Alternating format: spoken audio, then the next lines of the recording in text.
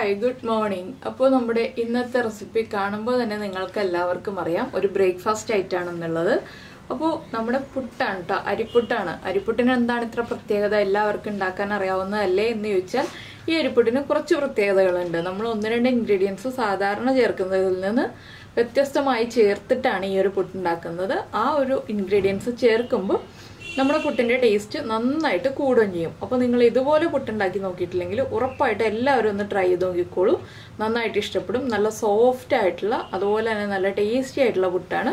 അപ്പോൾ നമുക്ക് എങ്ങനെയാണ് ഈ ഈസി ആയിട്ടുള്ള പുട്ട് റെഡിയാക്കുന്നതെന്ന് നോക്കാം.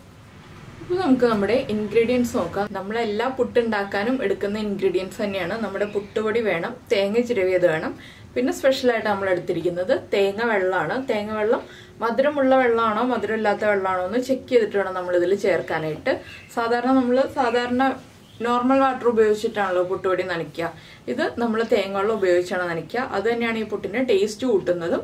അപ്പോൾ നമ്മുടെ തേങ്ങ വെള്ളത്തിന് മധുരം കുറവാണെങ്കിൽ കുറച്ച് പഞ്ചസാര ചേർത്തിട്ട് വേണം നമ്മൾ തേങ്ങ വെള്ളം ഒന്ന് മിക്സ് ചെയ്തെടുക്കാൻ.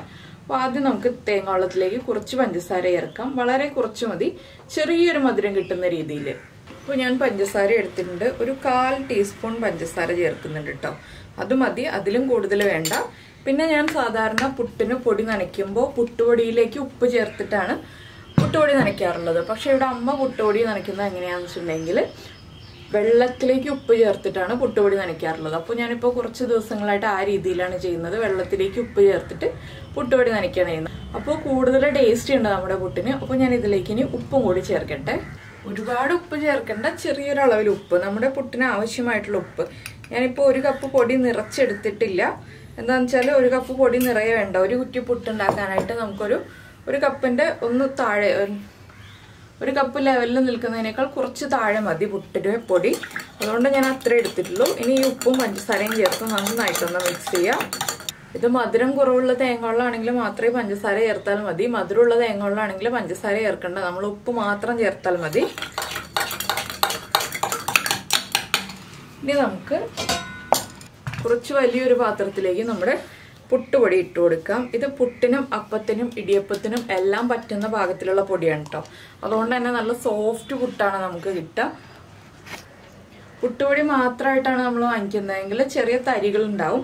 ഇതിനാകുമ്പോൾ അധികം തരികളില്ല, നൈസായിട്ടുള്ള പൊടിയാണ്. ഈ ഒരു പൊടിയാണ് ഞാനിവിടെ പുട്ടുണ്ടാക്കാൻ ഉപയോഗിക്കുന്നത്. ഇനി നമുക്കിതിലേക്ക് കുറച്ചായിട്ട് തേങ്ങ വെള്ളം ഒഴിച്ചു കൊടുക്കാം. ഒരുമിച്ച് തന്നെ ഒഴിക്കരുത്. എന്താണെന്ന് വെച്ചിട്ടുണ്ടെങ്കിൽ വെള്ളം കൂടി പോയിട്ടുണ്ടെങ്കിൽ കറക്റ്റ് ആവില്ല.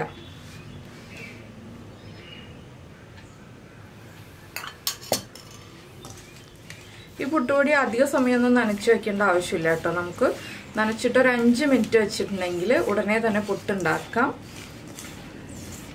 വെള്ളം കുറവാണെങ്കിൽ നമുക്ക് കുറച്ച് പച്ചവെള്ളത്തിൽ പഞ്ചസാര ഇട്ടിട്ടും ഉപയോഗിക്കാം കേട്ടോ, തേങ്ങ വെള്ളം പോരാതെ വരികയാണെങ്കിൽ. ആദ്യം തേങ്ങ വെള്ളം തന്നെ ഒഴിച്ച് മിക്സ് ചെയ്യുക. അത് പോരാതെ വരികയാണെങ്കിൽ ചെറിയൊരളവിൽ, നമ്മളിപ്പോൾ ചേർത്തതിനേക്കാൾ കുറച്ചളവിൽ പഞ്ചസാര ചേർത്തിട്ട് വെറുതെ വെള്ളം ചേർത്തിട്ട് ഇതുപോലെ തന്നെ നനച്ചെടുക്കാം. അപ്പോൾ പുട്ടുപൊടിയുടെ നനവൊക്കെ എല്ലാവർക്കും അറിയാവുന്നതാണ്. പ്രത്യേകിച്ച് ഞാനിപ്പോൾ പറഞ്ഞു തരേണ്ട ആവശ്യമൊന്നുമില്ല. പുട്ടുപൊടി നനച്ചെടുക്കാൻ വളരെ ഈസിയാണ്. ഇത് മിക്സിയിലൊന്നും അടിച്ചെടുക്കേണ്ട ആവശ്യമില്ല കേട്ടോ. നമുക്ക് വീട്ടിൽ കൈ ഉപയോഗിച്ച് തന്നെ ചെയ്യാവുന്നതേ ഉള്ളൂ. മിക്സിയിൽ അടിച്ചെടുക്കുന്നത് നമ്മൾ ഗോതമ്പ് പുട്ടാണ്. ഇതിങ്ങനെ പിടിക്കുമ്പോൾ ഇങ്ങനെ ആയിട്ടുണ്ടെങ്കിൽ നമ്മുടെ പുട്ടുപൊടി കറക്റ്റായിട്ട് നനഞ്ഞിട്ടുണ്ട്. ഇതാണ് പുട്ടുപൊടിയുടെ പാകം. ആ കട്ട പിടിക്കുമ്പോൾ കട്ടയായിട്ട് വരികയും ചെയ്യണം. അതുപോലെ തന്നെ നമ്മൾ പൊടിക്കുമ്പോൾ പൊടിഞ്ഞു വീഴുകയും ചെയ്യണം. ഇനിയിപ്പോൾ ഞാൻ ചെയ്യാറുള്ള ഒരു കാര്യം എന്താണെന്ന് വെച്ചാൽ, ഇപ്പോൾ ഇത്രയും നനഞ്ഞല്ലോ നമ്മുടെ പുട്ടുപൊടി, പാകത്തിനായിട്ടുണ്ട്. ഇനി ഇതിലേക്ക് തേങ്ങ ചേർക്കുന്നതിന് മുന്നേ ആയിട്ട് പുട്ടുപൊടി പാത്രത്തിൻ്റെ ഒരു ഭാഗത്തേക്ക് മാത്രം ആക്കി വയ്ക്കുക. ഇതുപോലെ ഒന്ന് ആക്കി വയ്ക്കുക. ഇത് അരിപ്പൊടിയിൽ മാത്രം ചെയ്യുന്ന കാര്യമാണ്. ഇതിലേക്ക് കുറച്ച് നമ്മൾ പൊടി നനയ്ക്കാനെടുത്ത വെള്ളം, തേങ്ങ വെള്ളം ആയാലും നോർമൽ വാട്ടർ ആയാലും ഇതുപോലെ ഒന്ന് ഒഴിച്ചു കൊടുക്കുക. ഒന്ന് പുട്ട് കുതിർന്ന് കിട്ടാൻ വേണ്ടിയിട്ടാണ്. നമ്മൾ കുറച്ച് സമയം വയ്ക്കുമ്പോൾ, ഒരു 5-10 മിനിറ്റ് വയ്ക്കുമ്പോൾ ഇതുപോലെ ഒന്ന് കുതിർന്ന് കിട്ടാൻ വേണ്ടി ഇങ്ങനെ ഒഴിച്ചു കൊടുക്കുക. ഇനി ഇത് അടച്ചു വയ്ക്കുക ഒരു 5-10 മിനിറ്റ്. കൂടുതൽ സമയം ഉണ്ടെങ്കിൽ നിങ്ങൾക്ക് അരമണിക്കൂർ വരെ വയ്ക്കാം. കുറച്ച് സമയമേ ഉള്ളതെന്നുണ്ടെങ്കിൽ നമുക്കൊരു 10 മിനിറ്റ് വെച്ചാലും മതി. അപ്പോൾ 10 മിനിറ്റ് ഇതുപോലെ ഇരിക്കട്ടെ. കൂടുതൽ സോഫ്റ്റ് ആയി കിട്ടും നമ്മുടെ പുട്ട്.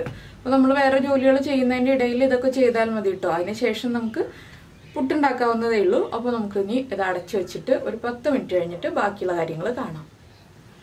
ഇപ്പോൾ നമ്മുടെ പുട്ടുപൊടി നമ്മൾ നനച്ചു വെച്ചിട്ട് ഒരു 10 മിനിറ്റ് ആയി. ഇനി നമുക്കൊന്ന് മിക്സ് ചെയ്തെടുക്കാം. അപ്പോൾ കണ്ടോ, ആ വെള്ളമൊക്കെ നന്നായിട്ട് അബ്സോർബ് ചെയ്തിട്ടുണ്ട്. ഇനി നമ്മൾ ഇതുപോലെ പൊടിച്ച് ഒന്ന് ഇളക്കിയെടുക്കുക. ഇത്രയേ ഉള്ളൂ. വെള്ളം കൂടി പോകുന്നില്ല കേട്ടോ. ഇതുപോലെ ചെയ്ത് വെച്ചിട്ടുണ്ടെങ്കിൽ ഒട്ടും തന്നെ വെള്ളം കൂടി പോകുന്നില്ല, കട്ടകൾ ഉണ്ടാവില്ല. കട്ടകളൊക്കെ നമ്മളിതാ ഇതുപോലെ ഇങ്ങനെ കൈ കൊണ്ട് കാണിക്കുമ്പോൾ തന്നെ ഉടഞ്ഞു കിട്ടും. കറക്റ്റ് പാകത്തിലുള്ള പുട്ടുപൊടി ആയി കിട്ടും. പിന്നെ നിങ്ങൾക്ക് കട്ടകളുള്ള പുട്ടുപൊടി വേണമെന്നുണ്ടെങ്കിൽ കുറച്ചുകൂടി വെള്ളം ചേർക്കണം എന്നേ ഉള്ളൂ. ഇത് പൊടിഞ്ഞിരിക്കുന്ന രീതിയിലുള്ള പുട്ടുപൊടിയാണ്. സാധാരണ നമ്മൾ പുട്ടുണ്ടാക്കുമ്പോൾ എപ്പോഴും ഉണ്ടാകുന്ന രീതിയിലുള്ള പുട്ടുപൊടി. ഇനി ഇതിലേക്ക് നമുക്ക് ചേർക്കാനുള്ളത് തേങ്ങയാണ്. അപ്പോൾ ഈ ഒരു സ്റ്റേജ് നിങ്ങൾ ചെയ്യാറില്ലെങ്കിൽ ഉറപ്പായിട്ടും ചെയ്ത് നോക്കണം കേട്ടോ. തേങ്ങ ചേർത്തിട്ട് പുട്ടുപൊടി ആദ്യം നനച്ചെടുക്കണം. ഇതിൽ കുറച്ച് തേങ്ങയൊക്കെ കൂടുതൽ വേണം, എങ്കിൽ പുട്ടിന് നല്ല ടേസ്റ്റ് ഉണ്ടാവുള്ളൂ. ഇല്ലെങ്കിൽ പുട്ടുപൊടി വെറുതെ കഴിക്കുന്ന പോലെ നമുക്ക് തോന്നുള്ളൂ. ആവശ്യത്തിന് പുട്ടുപൊടി വെറുതെ കഴിക്കുന്ന പോലെ ഒരു സുഖം ഉണ്ടാവില്ല നമ്മുടെ പുട്ട് കഴിക്കാൻ. തേങ്ങ ഇതുപോലെ ഇടയ്ക്ക് ചേർക്കാതെ പുട്ടുണ്ടാക്കുകയാണെങ്കിൽ. പിന്നെ നമ്മൾ ഇടയിലും തേങ്ങ ചേർത്ത് കൊടുക്കും കേട്ടോ. ഇങ്ങനത്തെ പുട്ടിനാണ് ശരിക്കും ടേസ്റ്റ് ഉള്ളത്. നമ്മൾ കടകളിൽ നിന്നൊക്കെ വാങ്ങിക്കുമ്പോൾ പുട്ടിൻ്റെ ഉള്ളിൽ ഇതുപോലെ തേങ്ങ ഇടില്ല, ഇടയിൽ മാത്രമേ തേങ്ങ ഇട്ട് കൊടുക്കുള്ളൂ, ഓരോ ലെയറായിട്ട്. അപ്പോൾ നമ്മുടെ പുട്ടുപൊടി റെഡി ആയി കഴിഞ്ഞു. ഇത് കണ്ടോ, നല്ല സോഫ്റ്റായിട്ട് നല്ല പാകത്തിന് നനവോടുകൂടി റെഡി ആയിട്ടുണ്ട്. ഇനിയിപ്പോൾ നമുക്കത് പുട്ടുകുറ്റിയിലേക്ക് നിറച്ചു കൊടുക്കാം. ആദ്യം നമ്മൾ പുട്ടുകുറ്റിയിലേക്ക് കുറച്ച് തേങ്ങ ഇട്ട് കൊടുക്കുക. ഇത് പച്ചത്തേങ്ങ തന്നെയാണെങ്കിലാണ് ടേസ്റ്റ് ഉണ്ടാവുക കേട്ടോ. നമ്മുടെ ഉണക്കത്തേങ്ങയാണെങ്കിൽ പുട്ടിന് അത്ര ടേസ്റ്റ് വരില്ല. പച്ചത്തേങ്ങ ചേർത്തിട്ട് പുട്ടുണ്ടാക്കുമ്പോഴാണ് നല്ല ടേസ്റ്റ് വരിക. അപ്പോൾ നമുക്കിനി പുട്ടുകുറ്റിയിലേക്ക് പുട്ടുപൊടി ഫില്ല് ചെയ്യാം. അതുപോലെ തന്നെ ഇടയ്ക്ക് തേങ്ങയും ഇട്ട് കൊടുക്കാം. നമ്മൾ സാധാരണ പുട്ടുണ്ടാക്കുന്ന രീതി തന്നെയാണ്. ബാക്കിയെല്ലാം ചിരട്ടപ്പുട്ടാണെങ്കിലും അടിയിലും മുകളിലും തേങ്ങ ഇട്ട് കൊടുക്കാം കേട്ടോ. അതിനുശേഷം വേണം നമ്മുടെ പുട്ടുപൊടി ഫില്ല് ചെയ്യാനായിട്ട്. എന്താണെന്ന് വെച്ചാൽ ചിരട്ടപ്പുട്ടിനും അടിയിലും മേളിലും തേങ്ങ ഇട്ട് കൊടുക്കുമ്പോഴാണ് ടേസ്റ്റ് ഉണ്ടാവുക. ഞാനിത് വീഡിയോയ്ക്ക് വേണ്ടി മാത്രം ചെയ്യുന്നതല്ല, വീട്ടിലേക്ക് പുട്ട് എപ്പോഴും ഉണ്ടാക്കുന്നത് ഈ രീതിയിൽ തന്നെയാണ്. അപ്പോൾ നമ്മുടെ പുട്ട് നമ്മൾ ഫില്ല് ചെയ്ത് കഴിഞ്ഞു. ഇനി നമുക്ക് മുകളിൽ കുറച്ച് തേങ്ങ വെച്ച് കൊടുക്കാം. മുകളിൽ വളരെ കുറച്ച് തേങ്ങ മതി. ഇനി നമുക്കിത് ആവി വരുന്ന പുട്ടുകൂടത്തിലേക്ക് മുകളിൽ വെച്ച് കൊടുക്കാം. അപ്പോൾ ഇത്രയും പുട്ടുപൊടി ബാക്കിയുണ്ട്. ഇതെടുത്ത് ഞാൻ ഫ്രിഡ്ജിൽ വെക്കും. ഒരു എയർ ടൈറ്റ് കണ്ടെയ്നറിൽ എടുത്ത് വെക്കുകയാണെങ്കിൽ നാളെ നമ്മൾ പുട്ടുണ്ടാക്കുമ്പോൾ ഇതും കൂടി ചേർത്തിട്ട് പുട്ടുണ്ടാക്കിയാൽ മതി. അപ്പോൾ ഇത് മോശമായി പോവില്ല, നമുക്ക് വേസ്റ്റ് ആയി പോവില്ല. അപ്പോൾ ഞാനിതെടുത്ത് മാറ്റി വയ്ക്കട്ടെ. അപ്പോൾ നമ്മുടെ പുട്ടുകൂടത്തിൽ നിന്ന് നന്നായിട്ട് ആവി വരുന്നുണ്ട്. നമുക്ക് നമ്മൾ ഫില്ല് ചെയ്ത് വെച്ചിരിക്കുന്ന പുട്ടുകുറ്റി വെച്ച് കൊടുക്കാം, അടച്ചു വെക്കാം. ഇനി നന്നായിട്ട് ആവി വന്ന് ഒരു 3 മിനിറ്റ് കഴിയുമ്പോൾ നമുക്ക് പുട്ട് കുത്തിയെടുക്കാം. ഇത്രയേ ഉള്ളൂ നമ്മുടെ പുട്ടിൻ്റെ പരിപാടി. പിന്നെ ഇതിൻ്റെ കൂടെ തന്നെ നമുക്ക് പഴം പുഴുങ്ങിയത് കഴിക്കണം എന്നുണ്ടെങ്കിൽ, ഒരു പഴമൊക്കെ പുഴുങ്ങിയെടുക്കാനാണെന്നുണ്ടെങ്കിൽ ഒരു എളുപ്പവഴിയും കൂടി ഞാൻ പറഞ്ഞുതരാം. ഈ പുട്ടുകുറ്റി ഉണ്ടല്ലോ, ഈ പുട്ടുകുറ്റിയിൽ നിന്ന് നമ്മൾ പുട്ട് മാറ്റി കഴിയുമ്പോൾ ഇതിലേക്ക് ഏത്തപ്പഴം നന്നായിട്ട് കഴുകി ടോപ്പും ബോട്ടവും കട്ട് ചെയ്ത് മാറ്റിയിട്ട് ഇതിലേക്ക് അങ്ങ് വെച്ചു കൊടുക്കുക. ഒരു 10 മിനിറ്റ് കഴിയുമ്പോൾ പഴം പുഴുങ്ങി കിട്ടും. അപ്പോൾ ഒരു പഴമാണെങ്കിൽ നമ്മൾ ഇഡ്ഡലി തട്ടൊക്കെ എടുത്ത് വെച്ചിട്ട് പുഴുങ്ങേണ്ട ആവശ്യമില്ലല്ലോ, ഇതിൽ തന്നെ പുഴുങ്ങിയെടുക്കാവുന്നേ ഉള്ളൂ. ഞാനിപ്പോൾ ഇന്ന് ഏത്തപ്പഴം അല്ല പുട്ടിൻ്റെ കൂടെ ഞാലിപ്പൂമ്പഴമാണ് എടുക്കുന്നത്. അപ്പോൾ ഞാലിപ്പൂമ്പഴം ആയതുകൊണ്ടാണ് പഴം പുഴുങ്ങുന്നത് കൂടി കാണിക്കാത്തത് കേട്ടോ. അതൊക്കെ എല്ലാവർക്കും അറിയാവുന്നതാണ്. പിന്നെ അറിയാത്ത രീതിയിലാണെങ്കിൽ ഒന്ന് പറഞ്ഞോന്നേ ഉള്ളൂ. ചിലർക്ക് ചിലപ്പോൾ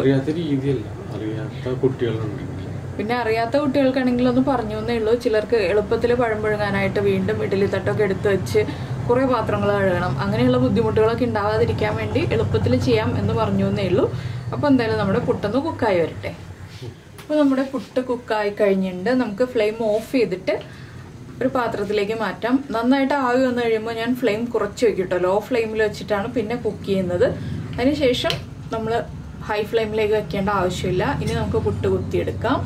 അപ്പോൾ നമ്മൾ പുട്ട് കുത്താനായിട്ട് ഒരു പ്ലേറ്റ് വെച്ചിട്ടുണ്ട്. ഇതുപോലെ വലിയ പ്ലേറ്റിലേക്ക് പുട്ട് കുത്താനായിട്ട് എളുപ്പം. അപ്പോൾ നമുക്ക് പുട്ട് അധികം പൊടിഞ്ഞു പോവാതെ കിട്ടും.